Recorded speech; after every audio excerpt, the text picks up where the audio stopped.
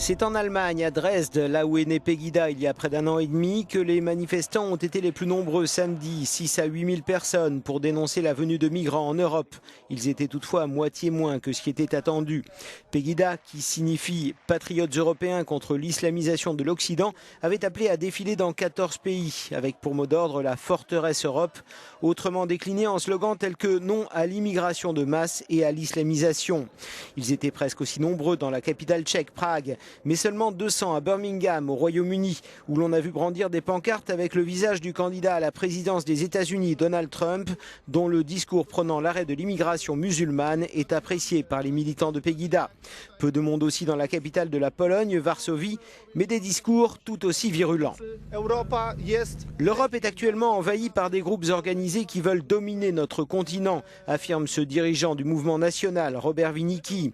En Europe centrale, ça va encore parce qu'on n'a pas des millions de musulmans, contrairement à l'Allemagne.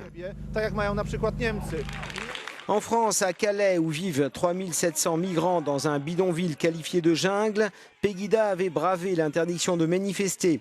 Ils étaient tout au plus 200 et la police a procédé à une vingtaine d'interpellations d'individus porteurs d'armes blanches et de pistolets taser.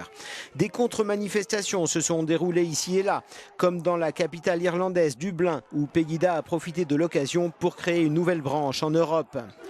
Il y a encore eu des rassemblements aux Pays-Bas, à Amsterdam, en Slovaquie, à Bratislava ou encore en Autriche, à Graz.